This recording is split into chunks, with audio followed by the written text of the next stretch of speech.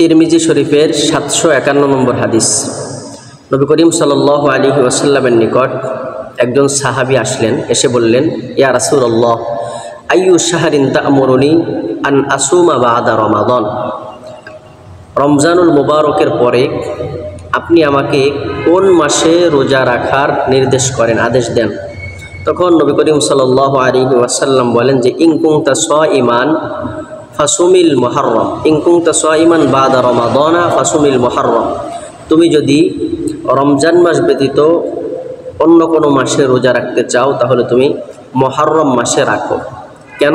এর কারণ আল্লাহ নবী বলেন যে ফাইন্নাহু শাহরুল্লাহ, কেননা মুহররম মাস হচ্ছে আল্লাহর মাস। নবী করিম সাল্লাল্লাহু আলাইহি সাল্লাম মুহররম মাসকে আল্লাহর মাস বলেছেন।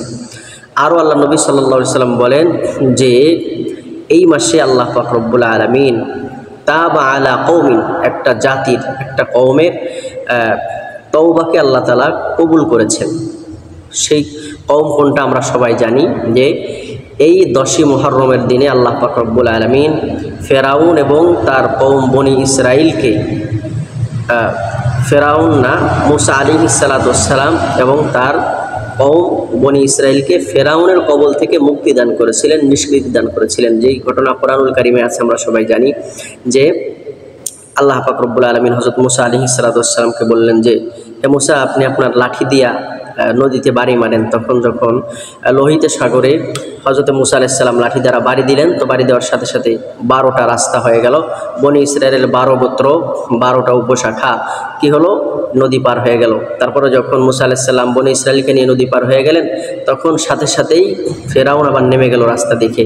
তখন ফেরাউন দলবল সহ আল্লাহ তাআলা নদীতে ডুবায় দিলেন। তো এই যে তাবা আলা কওমিন, একটা কওমের তওবা পূর্বে আল্লাহ তাআলা কবুল করেছেন। আর এরপর নবী আলাইহিস সালাম বলেন যে ওয়ায়াতুবু আলা কওমিন আখরিন, ওয়ায়াতুবু আলা কওমিন আখরিন, এই দিনে পরেও যারা, পরবর্তীতেও যারা তাওবা করবে আল্লাহ তাআলা তাদের তাওবাও কবুল করবেন। এই জন্য মুহররম মাসের বিশেষ করে 10 তারিখ, 10ই মুহররম, যেদিন মুসা আলাইহিস সালাম এবং বনি ইসরাইলকে মুক্তি দান করেছিলেন আল্লাহ তাআলা ফিরআউনের কবল থেকে, সেই দিন আমরা রোজা রাখার চেষ্টা করব। আল্লাহ নবী সাল্লাল্লাহু আলাইহি সাল্লাম বলেছেন, কেউ যদি মুহররমের এই রোজাটা রাখে তাহলে আহতাসিবু আলাল্লাহ আইয়ুকাফিরা সানাতাল্লাতী ক্বাবলা, আল্লাহ তাআলা তাকে তার পিছনের 1 বছরের গুনাহ মাফ করে দিবেন। আল্লাহ তাআলা আমাদেরকে রোজা রাখার তৌফিক দান করেন।